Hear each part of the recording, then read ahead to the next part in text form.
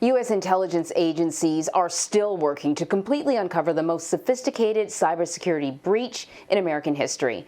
The American officials say that Russia is likely responsible for hacking 18,000 government and private organizations, including the U.S. Department of Justice, Treasury, State, and Homeland Security, though the Russian government has denied any involvement. So I want to bring in Bryson Bort. He is the founder and CEO of the cybersecurity platform SCYTHE and a senior fellow at the R Street Institute on Emerging Threats and Cybersecurity.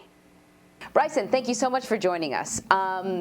The 60 Minutes piece that Bill Whitaker did was so disturbing to me. And there were three things that I found the most concerning. A, the ease at which the hackers were able to get into all of these different systems, how long they had been there, and the fact that most of the people that Bill Whitaker interviewed weren't sure if they had left. In fact, the expectation is that this breach is sort of ongoing. How does a hack of this magnitude happen? Anne-Marie, thank you. So a hack of this magnitude happens because you have adversarial governments that are investing a significant amount of money in building out these capabilities. In the case of SolarWinds, what makes this so interesting, as you noted, is first, the ubiquity of it. 18,000 organizations, including federal government agencies, are using this application. The second part is when we look at hacking, it's gaining access to a network through unauthorized means. And of course, the easiest way to do that is I'm trying to fool you to get in. So if you think about it as a burglar picking the lock to a house to come and rob it. And what's so pernicious in this case with SolarWinds is imagine if that burglar was a trusted neighbor, and that's what they looked like. SolarWinds was a trusted application used throughout these organizations, and so when the Russians co-opted that, it looked just like something they would expect to trust. Yeah, sort of, I guess, like if when you think of the neighborly sort of example, I think, yeah, one of my neighbors has the key to my house just in case I need him to sort of run over when I'm not home. But if that neighbor turns out to be a thief, then, you know, I'm in big trouble. Chris Krebs, who was the director of the Department of Homeland Security's Cybersecurity and Infrastructure Security Agency, was on CBS this morning, and he was asked about why his former agency did not detect the hack last March. Here's his response. Einstein is really a fundamental security program for the federal government that is designed to detect known threats. This was not a known threat. This was a novel technique, a novel path, never seen before. And so Einstein was not configured for that. So I find this really interesting. Einstein was developed to discover known threats. But if you already know about the threats, then, you know, how smart is Einstein? You would think that a program that was kind of evolving with the evolving threats is really what's needed here. So if you're a hacker, what are you going to do? You're not going to try to break the lock that is on that door. You're going to go through an open window. So all of those defenses that we use to protect ourselves become part of what they test before they deploy the capabilities. Einstein was started in 2003 because the US government realized that they had this sprawling and growing amount of networks through all of these different agencies, and they didn't have their hands around it. Here we are 18 years later, and the program has progressed. And again, CISA, which was under the director Chris Krebs, has grown in its capabilities, but still has the same challenges that we all have in computer security, which is keeping unknown threats out. They're still working on these things, and to bring it up recently, at the Senate confirmation hearing for Alejandro Mayorkas, he brought up that the Einstein program and the internal part of that program, CDM, also known as Continuous Diagnostics and Mitigation, really need a complete look at, do we need to redesign these? What do we need to do to make them better? But these institutions, these departments, these companies, they're sort of constantly looking for weaknesses in their system, right? And then I presume plugging them up. But that didn't work this time. Is it that Einstein needs to be better, or do they need kind of a more thorough way of looking for weaknesses within the system? Yeah, so in industry, we've seen a shift in computer security to the part that you're talking about, which is what we call prevention. How do I keep a hacker out? And the reality is that nobody has come up with a system that is foolproof in doing that. And part of that is that it's not just a technical question.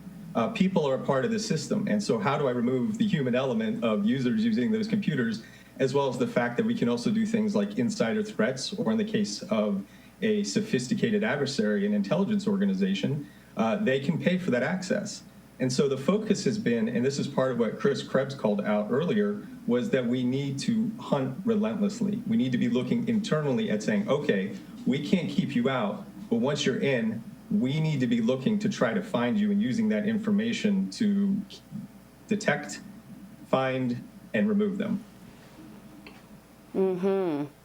So authorities believe that the most likely culprit for this massive hack is Russia. Most likely, I guess the fingerprints of Russia is all over this, but maybe it's difficult to really sort of directly point the finger at a particular country.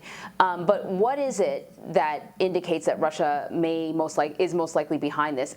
And who else, what other countries may be trying to do the same thing?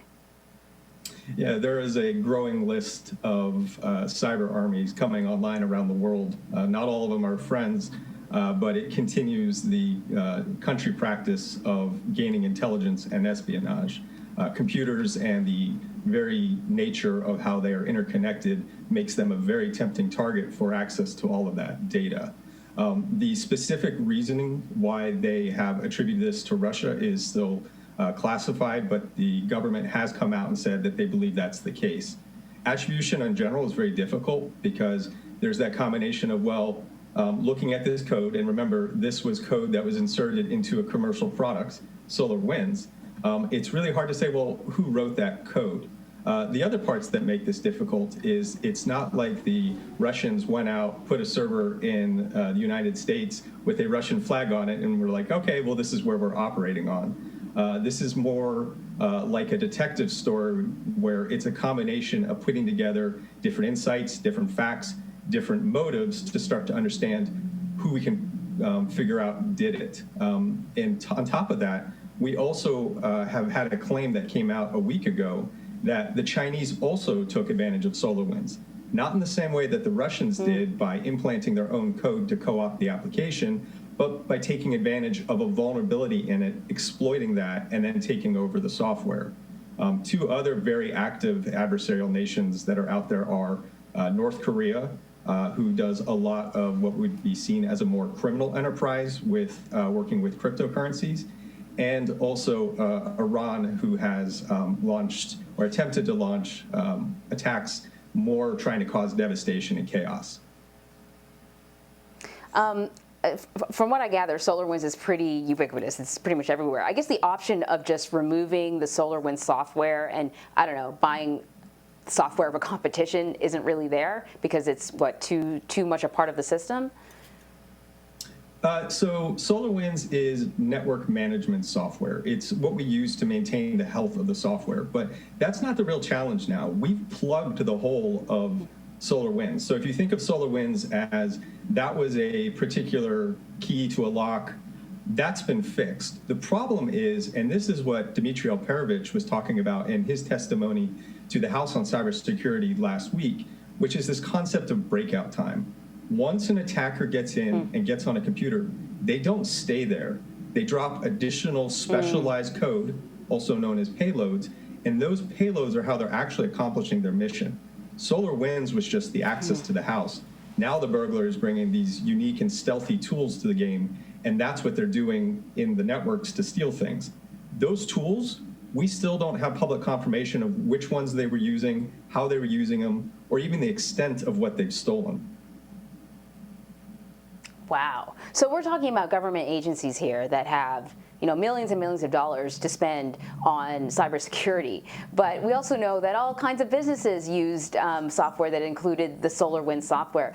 I mean, if you're a business owner, I guess, would you even know if you had been breached? What do you do about it, if anything? So the small comfort, I guess, the silver lining of these dark clouds is It is highly unlikely that 18,000 organizations, even though they may have had the SolarWinds vulnerability, and I say even though they may have because it required a certain patched version, and this might not be a surprise to everybody, but not everybody keeps everything up to date, and as a result in this case, that could keep you safe. The second, 18,000 organizations is a scary number, but look at that from the attacker perspective. If I'm Russian intelligence, that's a lot of work to go through all 18,000 of those companies looking for something. So most likely, considering that this was a very coordinated and very specific injection, the Russians most likely were going in a priority list of what kinds of things do we want to get before our code is inevitably discovered and stopped. So I think most of those businesses are probably safe because Russian intelligence didn't see any value to them or get to them before they were caught. Well, I suppose that's good, but I imagine it's still unnerving if you're a business that feels like you could be vulnerable. Bryson Bort, thank you so much. Thank you for having me on.